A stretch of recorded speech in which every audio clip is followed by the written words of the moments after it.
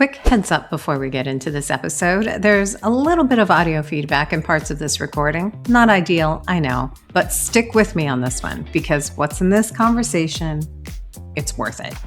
There are some serious knowledge bombs in here, real practical insights that you can actually use. So don't let a little audio hiccup make you miss something that could change how you think about marketing. Let's get into it. Let's talk marketing. JP, welcome to the Let's Talk Marketing podcast. Very excited to have you on here today, where we will be talking about the powerful role of design as it pertains to branding. So welcome to the podcast. Kayla, thank you very much. And I'm looking forward to sharing some insights to your guests. Yes, I can't wait. Now, before we do get started, I like my audience to get to know my guests. So I have my standard questions. I'd love to know what your first marketing role was, whether it had marketing in the title or it didn't. To me, this is like where people catch the bug. So what was your first role? Well, my first role was a designer. I was hired by a global brand consulting firm to come up with designs for major brands, from tobacco brands to beer and liquor. And that was my first role out of college, to develop programs, identity programs, and packaging programs for major retail and consumer packaged good brands. Well, that's amazing. That's exactly why we're going to be talking about like the power of design as well too. Yeah. Now that's where you started. Tell me a little bit about where you're at now. What are you doing? Well, since then I started my own firm 35 years ago, called Shikatani Lacroix Design, or better known as SLD, Sam Love Dog, and we've been working on global assignments since then. So we've worked on major brands in the U.S., Dairy Queen, DQ Grill and Chill, that's us, Midas, that's us, U.S. Bank, most recently to Regions Bank. So a lot of transformational programs in Canada. We make a joke that if you're Canadian, the odds of you coming in contact or consuming or using one of our brands once a day is like 90%. The odds are you will touch a brand that we've designed if you live in Canada. Oh, I'm excited to hear that. Yeah. What is it that you love about what you currently do? But be mentally prepared because with the good comes the bad. I also want to know what you don't like. But let's start with the good. What is it that you love about what you're currently doing? Every day is a new challenge. We never do the same project twice. And so if you like diversity and change, one day I'll be working on a repositioning of a major retailer. The next day I'll be doing the same thing for a consumer packaged good manufacturer. And then maybe I'll be working the next day for a charity organization, how to rebrand themselves and attract more donors. And so every day is a new opportunity, a new challenge. And I'm a Yeah. sponge by nature, so I love to learn, expand my knowledge. And so having these diverse assignments always challenges my current thinking process and my learning process. Well, and I would think that it's a great source of inspiration as well too, from like a design perspective, right? You having to be able to code switch at all times. Absolutely. And what's interesting, Kayla, is that clients come to us or companies come to us with a challenge, and they think that because they're in the banking industry or in the food service industry or in the consumer packaged good industry, their challenge is unique. The reality is there may be nuances on their challenges, but they're the same challenges. And it boils down to one word: relevancy. Most brands struggle with relevancy. I just wrote a blog today on Starbucks. They're doing the Starbucks reboot, and what they lost was their emotional connection to their consumers. They became a fast food coffee chain, not the third place, but just a convenient place to get coffee and some pastries. And that's not sustainable because somebody else, like Lucan, the Chinese brand, or Pete's Coffee, will dethrone them long term. They may have the channel and this, a lot of locations, but we've learned that you can fail if you're big. And so it'll be interesting to see the journey that Starbucks embarks on. They were a leader. They were, compared to Apple, being innovative, game changing. They created a category and they provide accessibility to cafe style, European cafe style coffee. But that's become a commoditized category. And so they tried with roasters reinvent themselves. And I truly believe they're on the right track when they did that. Fewer, more unique. But even some of those locations are closing because they're not profitable. Now, by relevancy, do you mean relevancy to your community, or because I heard you say like the more of like the emotional as well too. So can you unpack what you actually mean by relevancy? Relevancy, it's does your brand connect and bring value to your core target group, right? And so every brand has an S curve. It every a human being has an S curve. You grow, you learn, you rapidly become an adult, and then when you get in your 70s, 80s, you peak and you start declining. Brands have the same kind of gravitational curve where they start growing. Like if you think of Starbucks, they were opening 100, 200 locations a year, and they were the exemplary brand where everyone tried to imitate, but they peaked. And that peak, that crest, is the relevancy factor. They've lost relevancy with their customers. The customers are no longer emotionally attached to them. They're no longer the third place. For example, when I travel, I used to go to Starbucks locations for, if I had an hour, 2 hours to kill, I'd go to Starbucks to sit down, have a cappuccino, and do my work. I don't go there anymore. I go to a McDonald's. McDonald's are better set up to do work than Starbucks. That's sad. Interesting. That's sad. That That is sad, and you know what, and I think you're right. I, by default, will go only to Starbucks if it's at the airport because it's all over the airport, and that's usually your only choice. But I'm a caffeine junkie, so I go straight to the shortest line. So if there's another coffee option, that's where I will go. But that's really interesting, that tie to relevancy, and you're absolutely not wrong. When you lose your core connection to your community, the value of community and understanding your community as a brand, it's so incredibly important. Well, it's Now, interesting, Kayla. You brought, I say that interject there, but you were talking about no something very worries. important. So in my Think Blink book, tenet number 3 is creating a story, and that story of your brand links to creating a community, which is our tenet number 5. And tenet number 5 is a sense of belonging. And a sense of belonging is you can't aspire if you don't belong. And so people, we're human beings. We love being around other people. We could easily consume movies at home, but why do we go to the theater? Because we want to be surrounded with other people. And that's critical if a brand wants to succeed, is create that sense of community, that sense of belonging. Yeah. Well, and I think it's one thing to try to create that sense of community. I feel like, I, as a marketer, think of it from like a content marketing perspective. How do I position myself with words, right? Like, how do I literally tell you the story? And I think like getting into already like the meat and potatoes of what I wanted us to talk about is what role does design have in that storytelling, and can it tell that story without any sort of words? This is something that I think I continuously debate in my 9 to 5, right? Like, how can you say so much with design if you're not using necessarily all of the words that you could if you're telling a literal story? Yeah, well, design's critical because at the premise of design, it's a visual personification of the value proposition the brand has.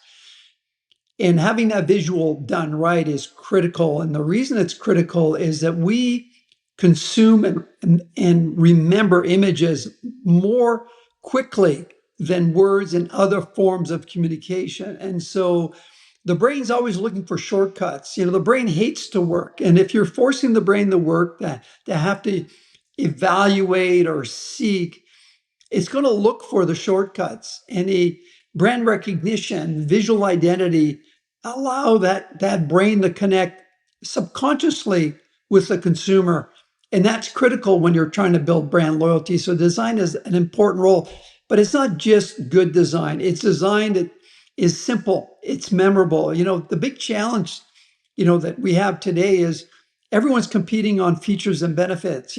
Let's have Mhm. 4 points on that package. It's this, it's that, it's this and that. Well, the more features you add, the more you're asking the consumer to think. So less is more when it comes to connecting with consumers. We call that the blink factor. Consumers connect with brands in a split second. Make sure that it's your brand that they're deciding on.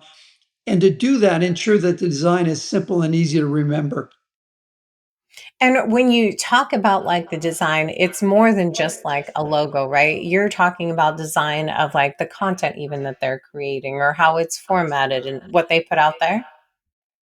Exactly. It's a whole variety. But you think now, I think a very important factor of good design is it eliminates the friction points in the relationship between the product and the consumer. So good design is it's easy to use, it's memorable, it removes steps in the process. A well-designed website is one click, a well-designed car is convenient. It's almost preemptive of what you were or anticipates some of the issues you may have and solves it through great design. Apple is a great example of that. And a lot of, Nintendo is a great example, and Sony are great examples of companies who are proactive in solving friction points consumers have in using their products. And you can't connect emotionally with a brand if you're frustrated using it. And so it's really important at the functional level that design solves the friction points consumers have in using those products. And then you can amplify that because once they're happy and it's easy to use, that's how you can connect with them emotionally. What do you find are some of like the common pitfalls or misconceptions that consistently come like across your desk when you're working with clients as it pertains to design? Do you find that there's some consistent like, okay, let me explain. It's really let's be more simple. Yeah, I think one of the things that is a common theme, there's a whole group of them, but one of the common themes is that design is not a growth engine. They view design as a need to have regulatory changes. We got to change the label because new regulatory changes, or the dye lines changed or the formulation changed, so we need to change the design. But they don't view it as a growth engine. And unfortunately, it's because when you look at who is the decision maker in the design on the client side, very often the junior brand managers. The attention gets to the big advertising spends, the large media spends, versus the $50,000 package revitalization. But the reality is that package is there at the moment of purchase. It is there to signal this brand versus the other. It's giving visibility, or it's helping you switch consumers at that moment of purchase. It is so critical. So that would be number one. And number two is we try and have packaging do too much. We're trying to communicate too much on packaging. And that's a real problem because depending on the category, consumers are not buying by brand, they're buying by features or benefits or needs, right? The emotional needs. And so understanding within the category, what is that buying behavior? What are the hierarchy of communication?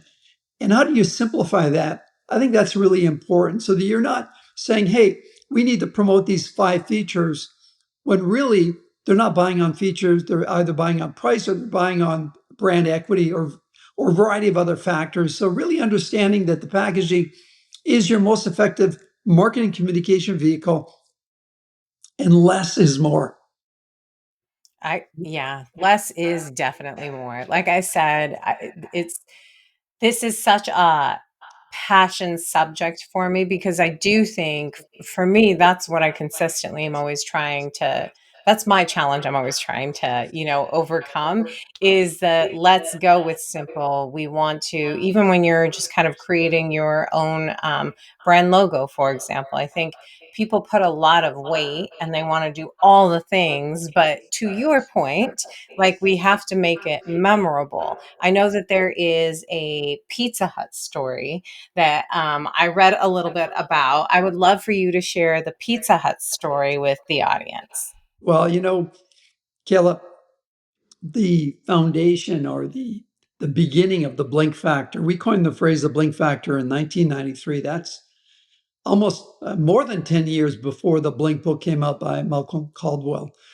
And we were sitting doing some focus groups with Pizza Hut. They had hired us to launch a new concept, which was called Pizza Hut Cafe.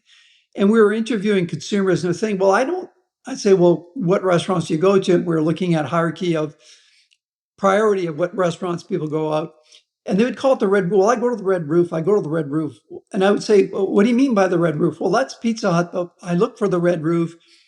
That's how I connect with the brand. And so we did some research and we found out that the consumers look at visuals first to make decisions, and color and shape are the key drivers of visuals.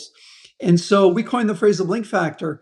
That's how consumers connect. Now, that was what, 35 years ago, 36 years Yeah. ago that we coined that phrase. What's interesting is there are fewer brands then than there are today. When you go to the supermarket today, there's twice, if not four times the amount of brands in the supermarket. So the complexity of choice in our lives, we see 40,000 marketing messages a day. We're being bombarded. And so the blink factor is about a heuristic shortcut between you and the brand, making it easy for them to select your brand through the blink factor. I love that. And then you've got some core tenants that are behind that as well too. You alluded to a couple of them, but how many are there? And can you walk us through some of them that you think are like, if you only walk away with one core tenant stuck in your head, which is the most important? So let's start with, like, what are the core tenants of the Think Blink philosophy? Well, there are seven in total, and they're builds. In other words, you need to start with the first and work your way up to the last. So the first one is own an emotional connection, own an emotional equity. What is your emotional word or value that you deliver to your customers? If you think of Volvo, it's about safety. If you think of BMW, it's about performance. If you think of Staples, it's about easy. So what is the one word, emotional word that your brand owns? It's so critical because everything that you do from there builds on that. And so that would be the most critical. And it's interesting, we sit in these briefing sessions with clients and companies are looking to transform themselves. And we ask them the question, what is the emotional equity you have with your consumer? And very seldom can the client articulate. But I have to tell you, the clients that we meet that clearly understand that, they're actually the market leaders. They're the ones that are leading the industry. So that'd be number one. Tenet number two is great design, but it's about simplification. It's about making it easy for the consumers to identify your brand, to notice it, and to buy it. That's great design, simple design.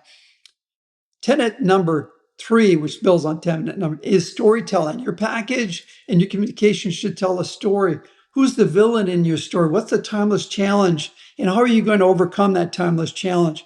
We learn as human beings through storytelling our whole life. If you think of all the children books, right? The Red Robin, Riding Hood, and the Wolf, that's all about not going in the woods and not talking to strangers. So we learn our behaviors through storytelling. And that's so important. That's tenet number three. Four is, who's your target group? Can you clearly define your core target group beyond demographics and psychographics? You know their lifestyle. What kind of books do they read? What kind of restaurants do they eat at? How often do they go? What are their values? How do they define themselves emotionally? Those are really important. Those are the four. Then you get in from there, you go to the belonging experience, which is tenet number five. And tenet number five says that you can't aspire if you're not emotionally connected through Yeah. a group of individuals, a community. And great brands now use social marketing to create these communities, engage the audience.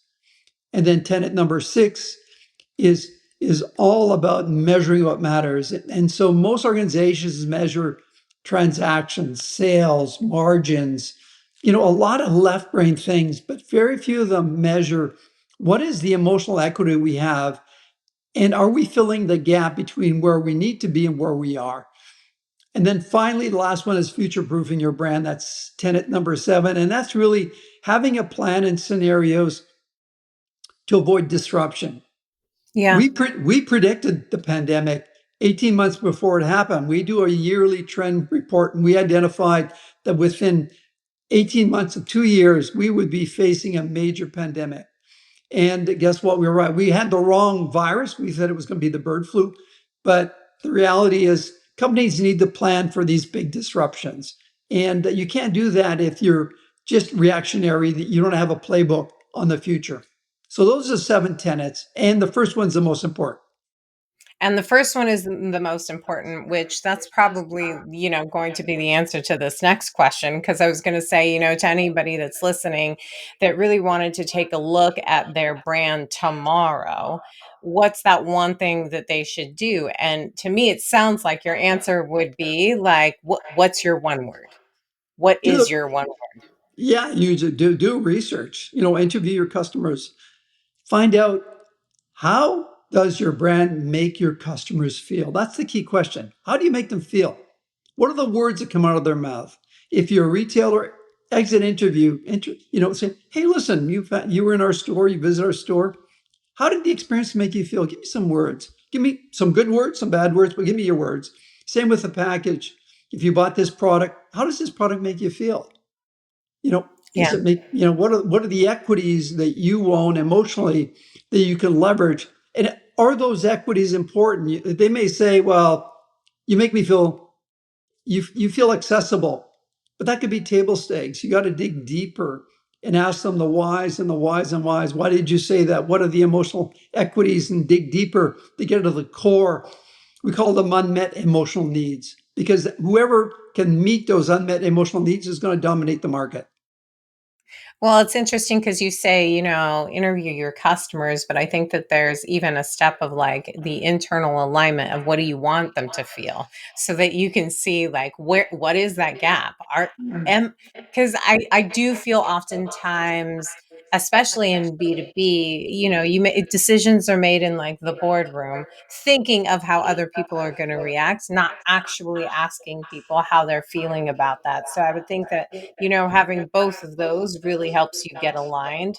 And then I totally agree with this being number one and it building on, because what I hear is it allows you to be incredibly hyper focused on developing that story, identifying the villains, because if you know how you want to make someone feel, it all kind of comes together, right?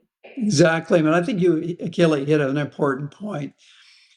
Most transformational programs failed for 2 reasons. One is they start from the outside in. In other words, they're focused on the customers, not their employees. And number 2, they do both steps and lose the customer on the journey. And so we call that the trust ladder, where you build incremental steps towards the final vision, where you're allowing the employee and the customer to come along the journey. JC Penney, their major rebranding program they did 15 years ago, failed. Why?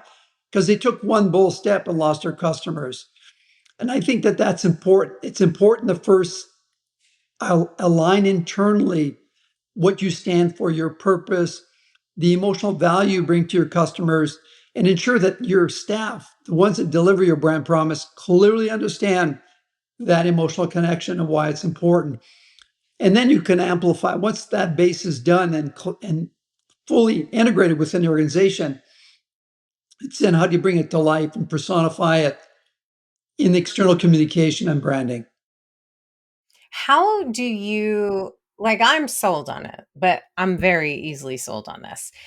Uh, I think that though, as marketers, what at the end of the day, we're always tied to, all right, what's the business impacts that I'm making? So I hear what you're saying. That is impactful. I mean, the Pizza Hut story is a really solid example. Apple as well too. Nintendo, very solid examples. But how in the boardroom do I show that design, the impact of design for our brand? Well, you show case studies of other assignments you've done, so we can easily show that we drove Dairy Queen incremental growth by 30 to 40%. We can show that this fashion retailer we did grew their business by 30%. We can actually show them numbers of the impact of the transformation and owning an emotional connection. And then we can show them examples of other companies who clearly define their emotional value, like Staples and Yeah. Volvo, and look at the market share that they have and the value they bring to their consumers and the price they can charge to sell their cars or their services or their products.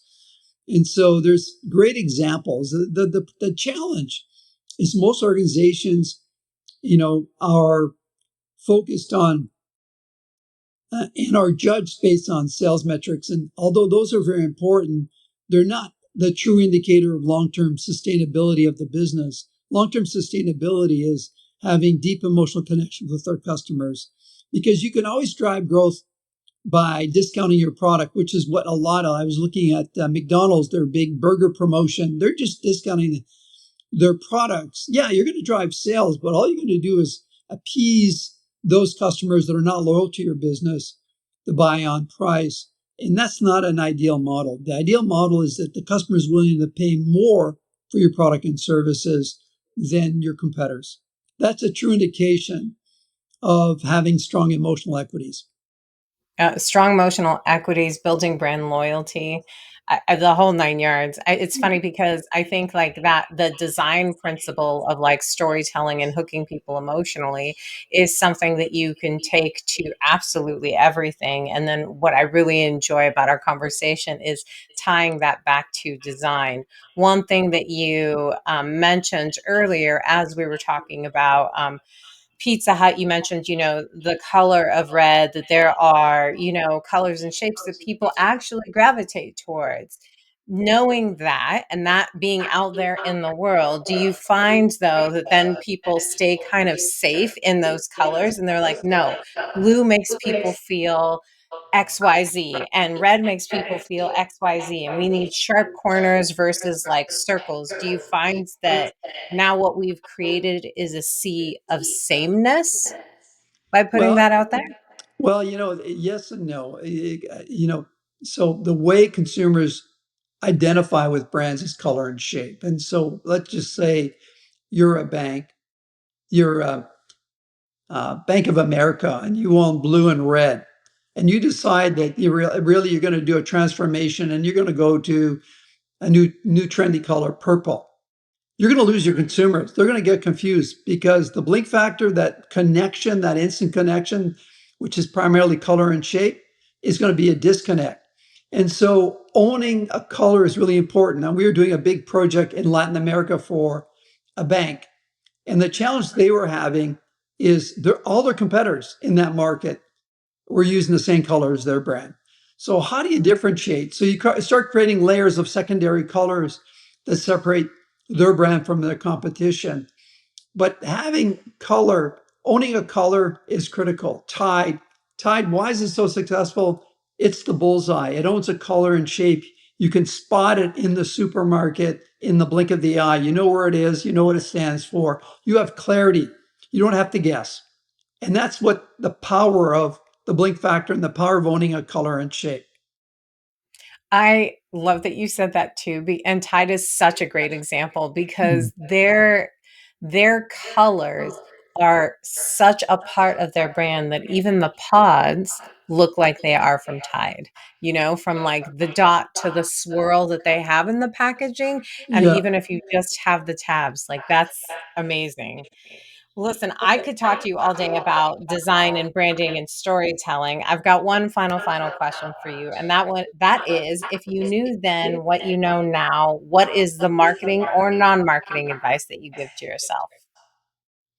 Um, I would say behavioral science. I would read the book Nudge. I would spend a lot of time understanding what motivates consumers to buy, because it'll debunk a lot of the biases your audience Yeah. have. We all come to decisions with biases, either historical biases or learned biases or heuristic biases.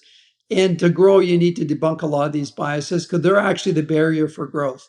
And so reading books like Nudge or learning more about behavioral science will be the thing I would recommend. We hired, a behavioral scientist to work within our strategy team because we believe that's a critical element of helping brands transform themselves. I couldn't agree more. It's helping determine or not determine, helping understand other brands or people's whys is the key to so many things. It's the key to community. It's to the key to storytelling. I couldn't agree more. And I'm writing that down, Nudge, because that's one that I haven't read. And Yeah. I like behavioral science, like so incredibly fascinating. Well, JP, thank you so much for coming on here. It's been an absolute pleasure, and I've really enjoyed just kind of unpacking the power of design. Well, thank you very much, Kayla, for the opportunity. And I hope your viewers or your listeners have found value in this session. If you got something out of this episode, and I know that you did, make sure you're following and subscribed so you don't miss out on what's coming next. You can find Let's Talk Marketing on LinkedIn, Instagram, TikTok, and YouTube. So pick your platform and join the conversation. And don't just listen, get involved. Drop a comment, leave a review, share your take. That's how this gets better for both of us. Also, keep an eye out for something new. After each full episode, I've got a new podcast, After the Mic. It is my weekly reaction to each episode. Just me, a hot take, and an opinion or two. No filter. We're just getting started, so let's keep talking.